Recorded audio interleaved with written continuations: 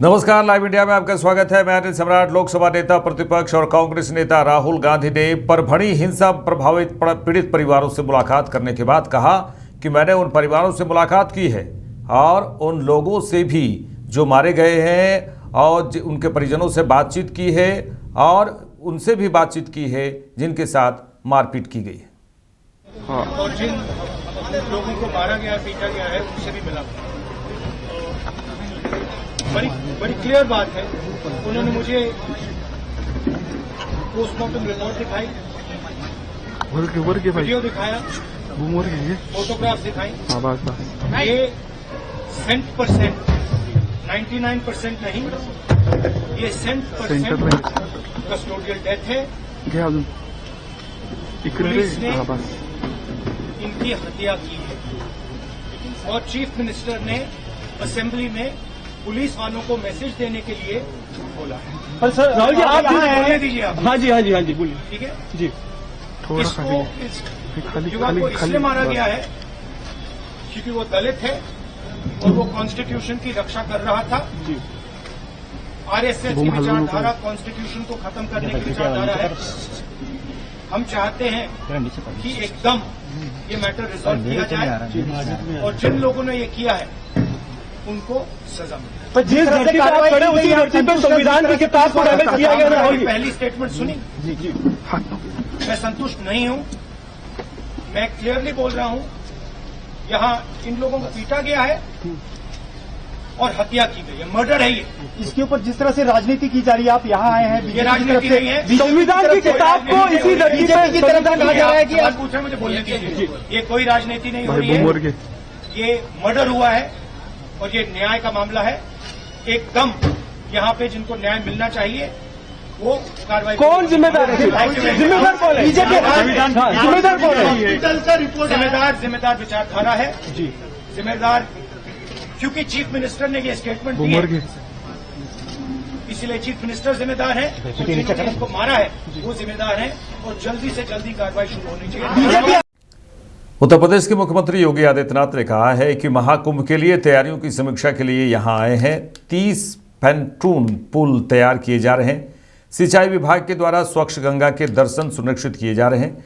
प्रदूषित पानी नदी में जाने से रोकने के लिए भी काम किया जा रहा है। स्वास्थ्य विभाग द्वारा 100 बेड का एक अस्थायी अस्पताल स्थापित कर दिया गया है।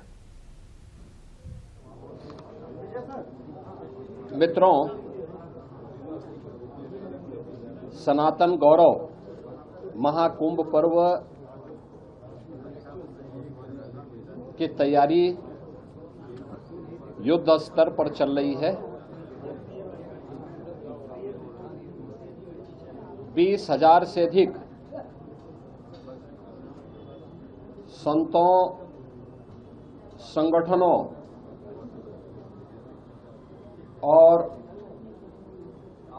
अन्य संस्थाओं को अब तक यहां पे रजिस्ट्रेशन करते हुए भूमि आवंटन के साथ जोड़ा गया है, जिसमें सभी 13 अखाड़े, दंडीवाड़ा, आचार्यवाड़ा के साथ साथ प्रयागवाल सभा को भूमि आवंटन की कार्रवाई वर्तमान में चल रही है। शेष अन्य लोगों को किया जा चुका है। खाद चौक आदि को आवंटन हो चुका है। अन्य संस्थाओं को भी, नई संस्थाएं हैं, उनको प्रयास किया जा रहा है कि 5 जनवरी तक हर हाल में भूमि आवंटन हो जाए। भूमि और अन्य प्रकार की सुविधाओं के लिए पर्याप्त व्यवस्था डबल इंजन सरकार ने की है। अब तक यहां पर जो प्रगति है उसी की समीक्षा करने के लिए आज हम यहां पर आए थे, जिसमें पेंटोन ब्रिज पहली बार 22 से बढ़कर के 30 हो रहे हैं, जिसमें 20 अब तक तैयार हो चुके हैं और हर हाल में प्रयास है कि 30 दिसंबर तक सभी 30 के 30 पेंटोन ब्रिज बनकर के तैयार हो जाएं। चेकर्ड प्लेट यहां पर कुल 651 किलोमीटर की बिछनी है, जिनमें 330 अब तक बीत चुकी हैं। युद्ध स्तर पर उस पर कार्य चल रहा है, ये भी समयबद्ध तरीके से आगे बढ़ेगा। साइनेजेज जो लगने हैं, युद्ध स्तर पर अब तक लगभग 250 साइनेजेज लगाए जा चुके हैं। इसके अलावा सिटी के अंदर भी काफी बड़े पैमाने पर 661 स्थानों पर साइनेजेज की स्थापना की गई है। उत्तर प्रदेश जल निगम के द्वारा यहां पर अब तक जो कार्य किए गए हैं, खासतौर पर एक तो ये प्रयास है कि सिंचाई विभाग के द्वारा अविरल और निर्मल गंगा के दर्शन हो, पर्याप्त मात्रा में संगम पर जल उपलब्ध होता रहे। और आप देख रहे होंगे कि अन्य वर्षों की तुलना में इस बार मां गंगा और मां यमुना ने बड़ी कृपा की है, काफी पर्याप्त मात्रा में जलराशि मौजूद है। और जल आगे बढ़ेंगे। समाजवादी पार्टी प्रमुख अखिलेश यादव ने कहा है कि उत्तर प्रदेश में गलत काम हो रहे हैं। प्रदेश में जितने भी अपराध हो रहे हैं, इसके पीछे बीजेपी नेता ही हैं। गलत काम आज उत्तर प्रदेश में हो रहे हैं। जितने भी अपराध हो रहे हैं, कहीं न कहीं भारतीय जनता पार्टी के नेता ही उसके पीछे हैं। जितनी भी जमीनें कब्जा हो रही हैं, आप पूरे उत्तर प्रदेश में पता करवा लीजिए। जहां भी जमीनों के घोटाले या जमीनों का कब्जा होना, आप उसमें भारतीय जनता पार्टी के लोगों को पाएंगे। और चोरी डकैती तो इतनी हो रही है जिसकी आप कल्पना नहीं कर सकते।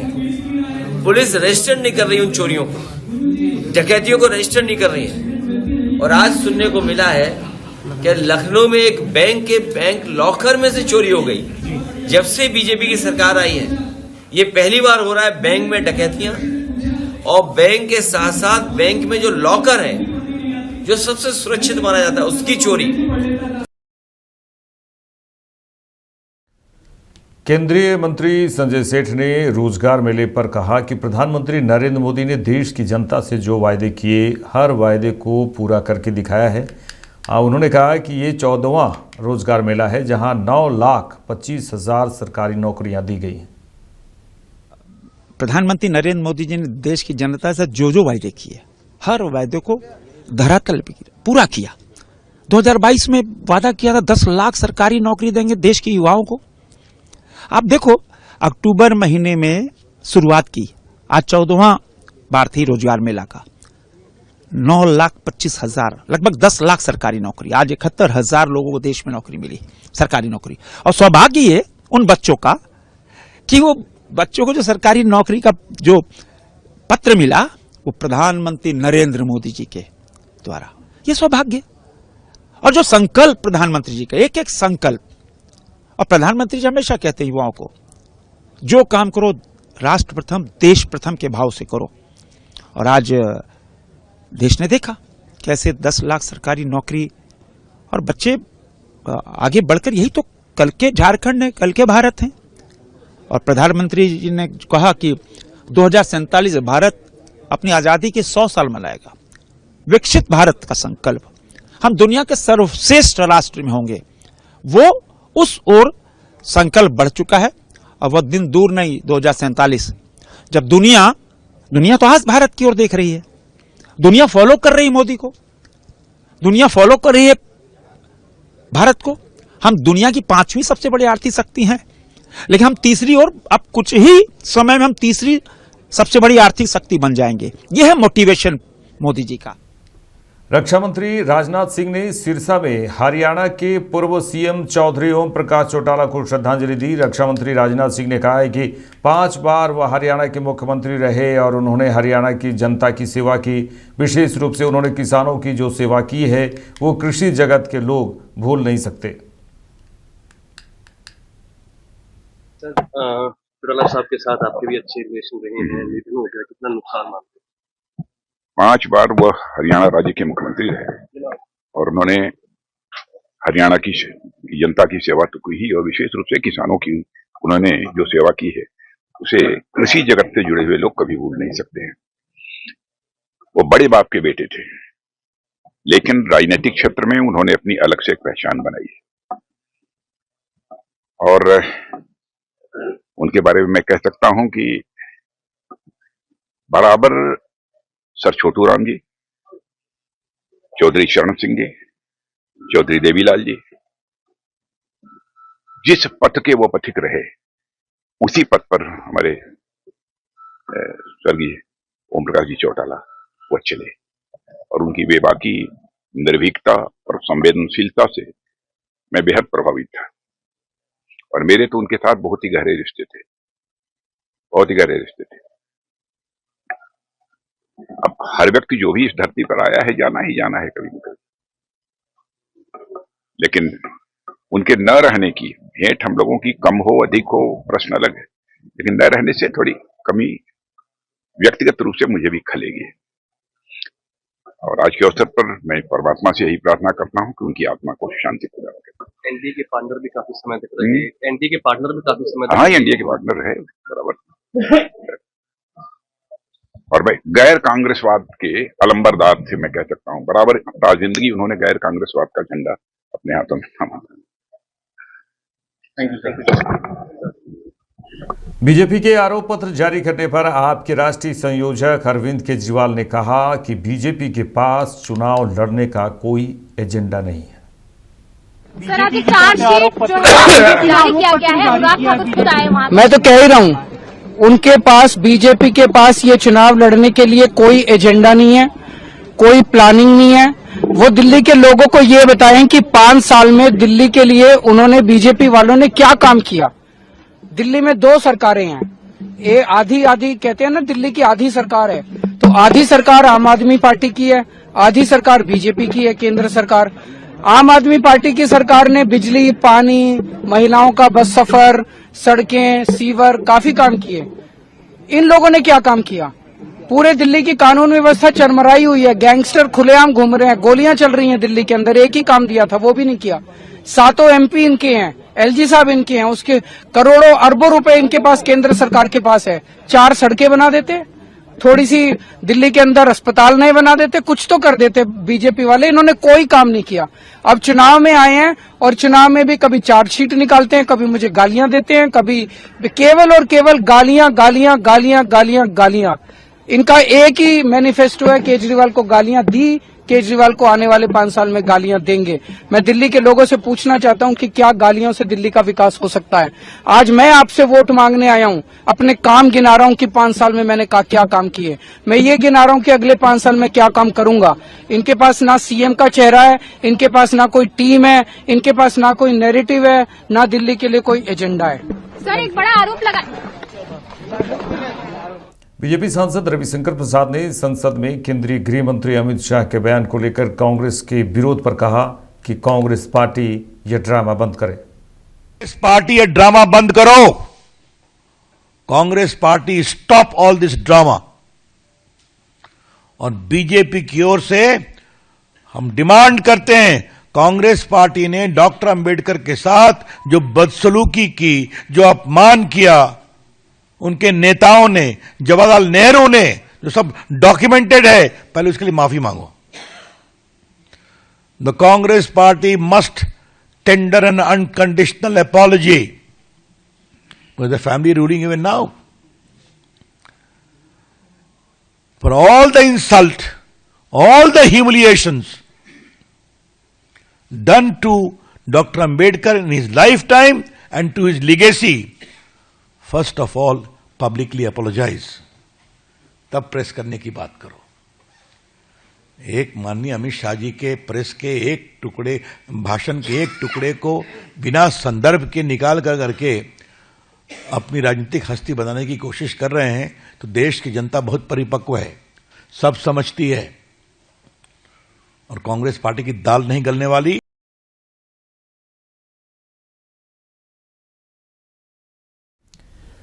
बीजेपी सांसद अनुराग ठाकुर, दिल्ली बीजेपी प्रमुख वीरेंद्र सचदेवा और अन्य पार्टी नेताओं ने अरविंद केजरीवाल सरकार के खिलाफ आरोप पत्र जारी किया।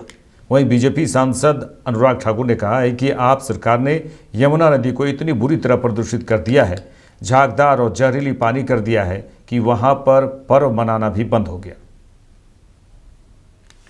जिस पर्व को हम इतने नियम निष्ठा और शुद्धता के साथ मनाते हैं। केजरीवाल जी की दिल्ली सरकार ने यमुना जी को इतना प्रदूषित कर दिया, बदबूदार, झागदार और जहरीले पानी को कर दिया कि वहां पर पर्व मनाना भी अब बंद हो गया। मुझे याद है 2022 के एक प्रेस कॉन्फ्रेंस में केजरीवाल जी ने कहा था, और मैं कहना चाहता हूं, यहां पर कोट करना चाहता हूं, केजरीवाल जी ने कहा था, मैंने आपको प्रॉमिस किया है कि अगले चुनाव से पहले आपके साथ यमुना नदी में डुबकी लगाऊंगा।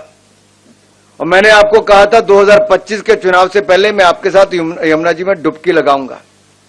केजरीवाल जी 10 साल हो गए और 10 दिन रह गए 2025 आने में। यमुना की सफाई हुई क्या? यमुना साफ हुआ क्या? केजरीवाल जी, यमुना जी तो आप साफ नहीं कर पाए। 2025 आ गया है, अब आपको डुबकी लगाने का समय भी आ गया। केंद्रीय गृह मंत्री अमित शाह के इस्तीफे की मांग को लेकर कांग्रेस के विरोध प्रदर्शन पर पूर्णिया से निर्दलीय सांसद पप्पू यादव ने कहा कि बीजेपी के सभी नेता आरक्षण के विरोधी हैं। हिंदुस्तान भर में प्रोटेस्ट होगा अमित शाह के रेजिग्नेशन को लेकर के, जो बयान उन्होंने बाबा साहब भीमराव अम्बेडकर पर दिया। आंख बंद करके प्रोटेस्ट तो होना ही चाहिए ना भाई। आंख बंद करके बाबा साहब अम्बेडकर का अपमान। देखिए, बीजेपी का जो चरित्र है, चिंतन है, सन 42 से वो डेमोक्रेसी के पक्ष में नहीं है। अंग्रेज के साथ रहे, फिर मुस्लिम लीग के साथ सरकार बनाए, फिर बाबा साहब अम्बेडकर की विचारधारा को गलत कहा।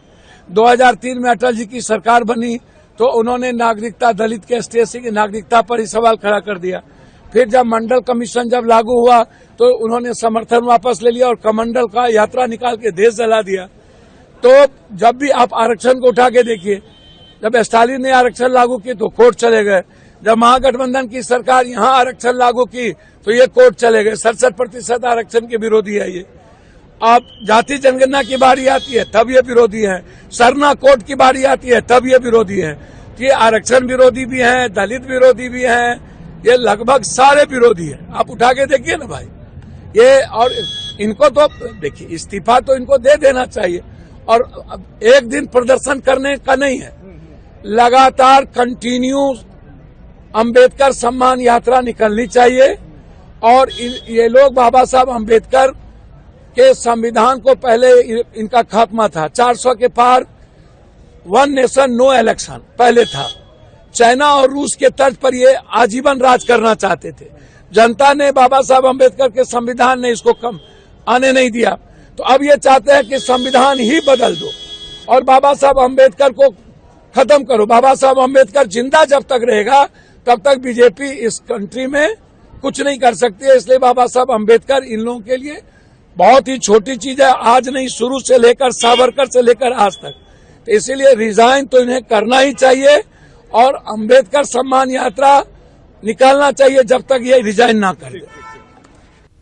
रामगढ़ और हजारीबाग जिले की सीमावर्ती गिद्दी थाना अंतर्गत रैलीगढ़ा कोलियरी में बीती रात अपराधियों ने गोलीबारी से एक बार फिर कोयलांच थराया है। रेलीगढ़ा कोलियरी के कांटा घर के पास अपराधियों ने बीती रात कई राउंड फायरिंग कर अपनी उपस्थिति दर्ज की। साथ ही वहां धमकी भरा पर्चा फेंक कर व्यवसायियों को मैनेज करने की चेतावनी दी।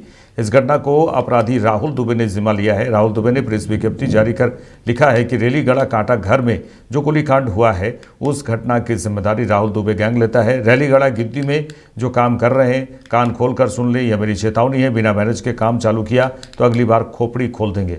हालांकि गिद्दी पुलिस इस संबंध में स्पष्ट जानकारी नहीं दी है, परंतु मामले की जांच चल रही है। राहुल दुबे पर रामगढ़, रांची और हजारीबाग जिले में 1 दर्जन से ज्यादा संगीन मामले दर्ज हैं।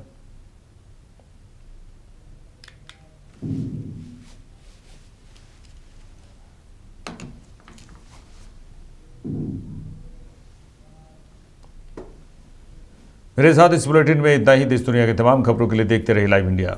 नमस्कार।